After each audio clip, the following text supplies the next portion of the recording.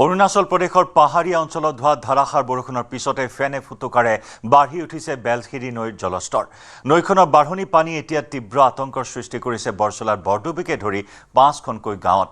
দীৰ্ঘদিন ধৰি মেৰামতি নকৰা এটা উন্মুক্ত মথাউৰিয়ে কাল ৰূপ ধাৰণ কৰাৰ আশংকাত এতিয়া বিনিদ্ৰ ৰজনী পাৰ কৰিছে স্থানীয় ৰাইজে।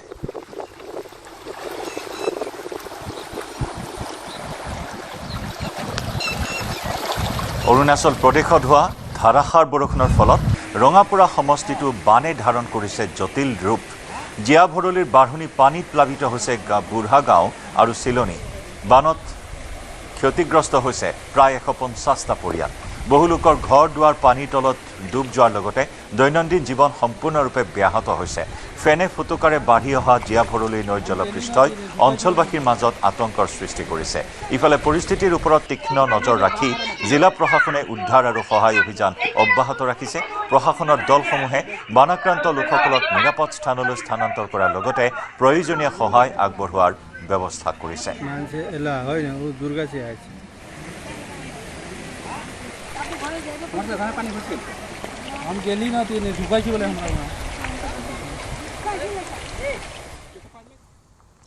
চাহ শ্ৰমিকৰ বাবে গুৰুত্বপূৰ্ণ সিদ্ধান্ত। গৰমৰ প্ৰকোপৰ প্ৰতি লক্ষ্য ৰাখি চৰকাৰে সলনি কৰিলে চাহ বাগিচাৰ কৰ্মঘণ্টা। শ্ৰমিকসকলৰ সুৰক্ষাৰ বাবে গ্ৰহণ কৰা এই সিদ্ধান্তক এতিয়া আদৰণি জনাইছে চাহ শ্ৰমিকসকলে। বৰছলাৰ চাৰিদুৱাৰ চাহ বাগিচাটো চৰকাৰৰ এই পদক্ষেপক আদৰণি জনাইছে শ্ৰমিকসকলে। নতুন নিৰ্দেশনা অনুসৰি শ্ৰমিকসকলে পুৱা 6 বজাৰ পৰা দুপৰীয়া 2 বজালৈ নিজৰ কৰ্তব্য সমাপন কৰিব লাগিব। ইয়াত চাহ শ্ৰমিকসকলৰ সৈতে মই কথা পাতিম। যিহেতু উৎকট গৰমৰ মাজতে চাহ শ্ৰমিকসকলে সকাহ প্ৰদান কৰিছে ৰাজ্য চৰকাৰে। মই দেখুৱাইছো এয়া চাহ শ্ৰমিকসকলে এনেধৰণে তেওঁলোকে কাম কৰিবলৈ ওলাই আহিছে পুৱাই, কাৰণ উৎকট গৰমৰ মাজতে চাহ শ্ৰমিকসকললৈ সকাহ প্ৰদান কৰিছে চৰকাৰে। আৰু ইয়াত একাংশ চাহ শ্ৰমিক আছে, মই তেওঁলোকৰ সৈতে কথা পাতিম। কি ক'ব, গৰম তাৰ মাজতে আপোনালোকক সকাহ দিছে চৰকাৰে? চৰকাৰে যিখিনি আমাক সকাহ দিয়াৰ কাৰণে আমি ধন্যবাদ জনাইছো চৰকাৰক। আমাৰ যিখিনি শ্ৰম মন্ত্ৰী তেখেতলৈও জাননী দিছে যে বাগিচাৰ যিখিনি শ্ৰমিক আছে কাম কৰি আছে, তো ইহঁতে অধিক গৰমৰ কাৰণে অলপ কষ্ট পাইছে। তাৰ কাৰণে চৰকাৰে এটা নিয়ম বনাইছে যে 6টা বজাৰ পৰা 2টা বজালৈ কাম কৰিব লাগে। তো ভালেই লাগিছে। মৰ্ণিঙত ওলাই যায় শ্ৰমিকখিনি, ঠাণ্ডা ঠাণ্ডা বতৰত কাম কৰিব ভাল পায়। 2টা বজাৰ লগে লগে ছুটি হৈ যায়। তো যিহেতু এইখিনি লাগু কৰাৰ কাৰণে আসাম চৰকাৰ, ভাৰত চৰকাৰক মই অশেষ ধন্যবাদ জনাইছো। ভাল লাগিছে। নিশ্চয়কৈ তেওঁলোকে চৰকাৰৰ এই সিদ্ধান্তক আদৰণি জনাইছে। আৰু মই দেখুৱাইছো পুৱাই তেওঁলোকে এয়া ওলাই আহিছে কাম কৰিবলৈ। কি ক'ব, কাম কৰিব আহিছো? কাম কৰিব আহিছো। 6টাৰ পৰা আমি বৰ্তমান 2টালৈকে কাম কৰিম বুলি মানে গৰমত অলপ সকাহ পাব। গৰম দিছে। কি ক'ব? ঠিকে আছে। মানে 2 বাজে কাম ধরবো, এই 6 বাজে কাম ধরবো, আর 2 বাজে ছুটি করবো। 2 বাজে ছুটি। নিশ্চয়কৈ এইসকল চাহ শ্ৰমিক তেওঁলোকে এনেধৰণে ওলাই আহিছে আৰু আন একাংশ এয়া কৰ্তব্যত তেওঁলোকে যোগদান দিছে। এতিয়াৰে পৰা পুৱা 6 বজাৰ পৰা 2 বজালৈকে চাহ শ্ৰমিকসকলে কামত নিয়োজিত থাকিব চাহ বাগিচাত। উৎকট গৰমৰ মাজতে চাহ শ্ৰমিকসকললৈ এই সকাহ প্ৰদান কৰাত বৰছলা বিধানসভা সমষ্টিৰ চাৰিদুৱাৰ চাহ বাগিচাৰ শ্ৰমিকসকলেও আদৰণি জনাইছে ৰাজ্য চৰকাৰৰ এই পদক্ষেপক। ৰঙাপুৰাৰ টেঙাবিল গাঁৱত অব্যাহত আছে বন্যহস্তীৰ সন্ত্ৰাস। কথম্পি প্ৰাণ ৰক্ষা পৰিল এটি পৰিয়ালৰ। পশ্চিম টেঙাবিল গাঁৱত নিশা খাদ্যৰ সন্ধানত বনাঞ্চলৰ পৰা ওলাই অহা 3টাকৈ বন্যহস্তীয়ে ত্ৰাসৰ সৃষ্টি কৰে। নিশা বন্যহস্তীয়ে ভাঙি লণ্ডভণ্ড কৰিলে 2টাকৈ পৰিয়ালৰ বাসগৃহ। লগতে বাসগৃহত মজুত কৰি ৰখা খাদ্য সামগ্ৰী খাই তহিলং কৰে বনৰীয়া হাতীৰ জাকে। বন্যহস্তীৰ আক্ৰমণৰ পৰা কথম্পি প্ৰাণ ৰক্ষা পৰে পৰিয়াল 2টাৰ সদস্যৰ। নিশা স্থানীয় ৰাইজে বন্যহস্তীকেইটাক খেদি পঠিয়াবলৈ সক্ষম হয়।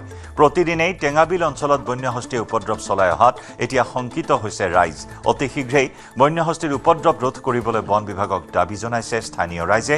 দেওবাৰে নিশা টেঙাবিলত বন্যহস্তীৰ আক্ৰমণত গুৰুতৰভাৱে আহত হৈছিল এগৰাকী বৃদ্ধা। মই সেই দৃশ্য দেখুৱাইছো।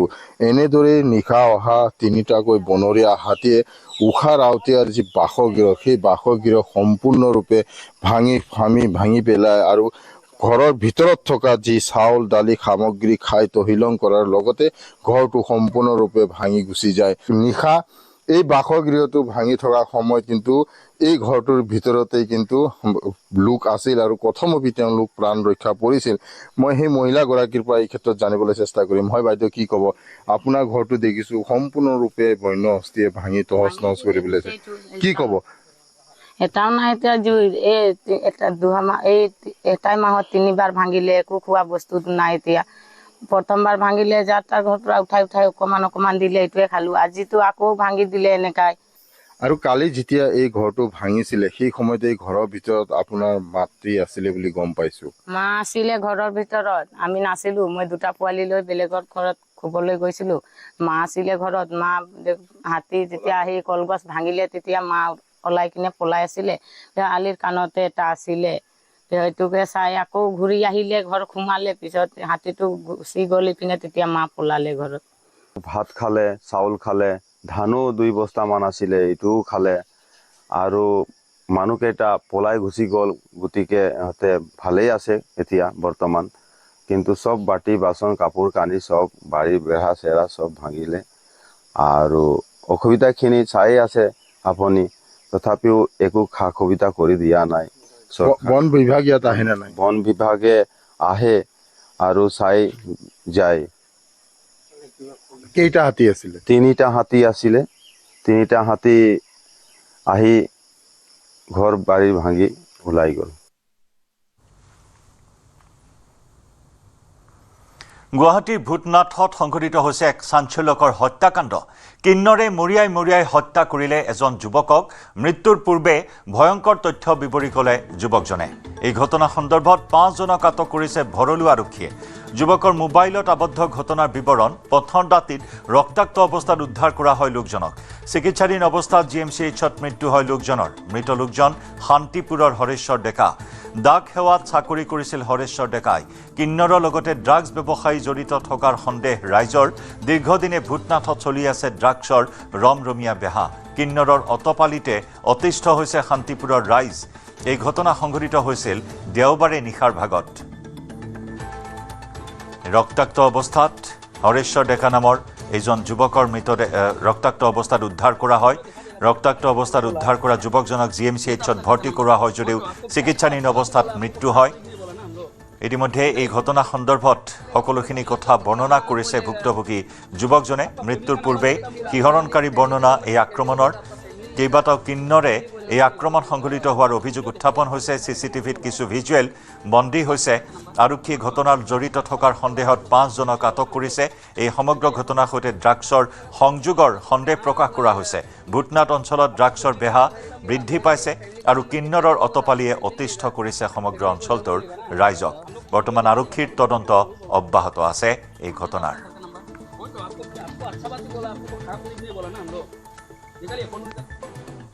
ঘটনাটো মইতো ইয়াতে বহুত বছৰ হ'ল ন, 40-50 বছৰ মই ইয়াতে। মোৰ ল'ৰা ছোৱালীও বিয়া দিছোঁ, মোৰ ল'ৰা ছোৱালীও জন্ম ইয়াতে।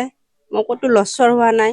মোৰ নাতিপুতিও দেখা পাইছোঁ, কিন্তু মোৰ ল'ৰাটো কি কাৰণত মাৰিলে, কিয় মাৰিলে, মোক ন্যায় লাগে। কাৰণ কি মোৰ ল'ৰা ছোৱালী দুটা কোনে পোহপালন দিব?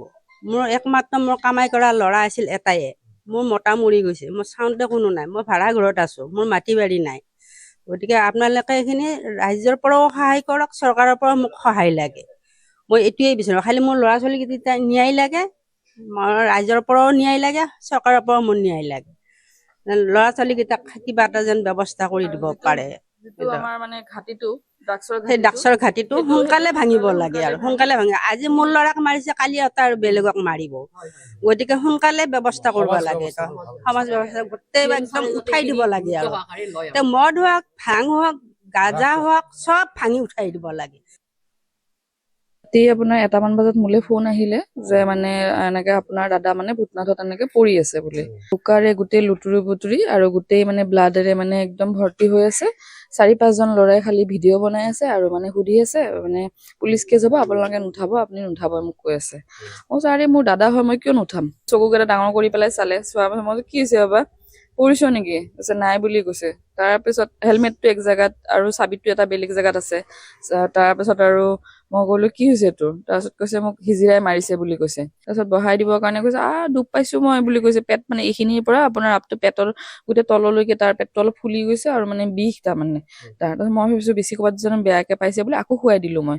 দি পেলাই মই ল'ৰাকেইটাক ক'লো এখন 108 তহঁতে মাতি দে অন্তত, মই তাক লৈ যাওঁ। তাৰপিছত 108খন মাতি দিলে। দিয়াৰ পিছত 108ত মই অকলেই মোৰ ল'ৰাটোৰে এনেকে লৈ গ'লো GMCHলৈ। তেওঁলোকে লগে লগে পৰীক্ষাবিলাক কৰিলে। কৰি পেলাই মানে ৰিপৰ্টত পাইছে যে মানে মূৰত ব্লাড জমা হৈ গৈছে আৰু পেটত পুৰা মানে ভালকে ইনজৰ হৈছে, য'ত মানে ইণ্টাৰনেল ব্লিডিং হৈছে, যিটো মানে বাচাবলে বহুত মানে চান্স কম বুলিয়ে ক'লে তেওঁলোকে। লৈ যে ব্লাড দিব লাগে বুলি ক'লে।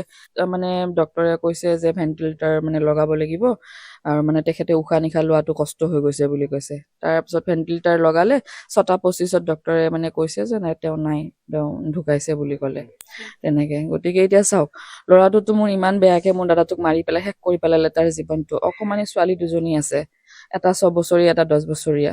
আমাৰ একমাত্ৰ উপাৰ্জন মাত্ৰ মানে দাদাই, আৰু ঘৰত কোনো উপাৰ্জন কৰা ব্যক্তি নাই। দেউতা আছে, দেউতাও ঢুকাইছিল।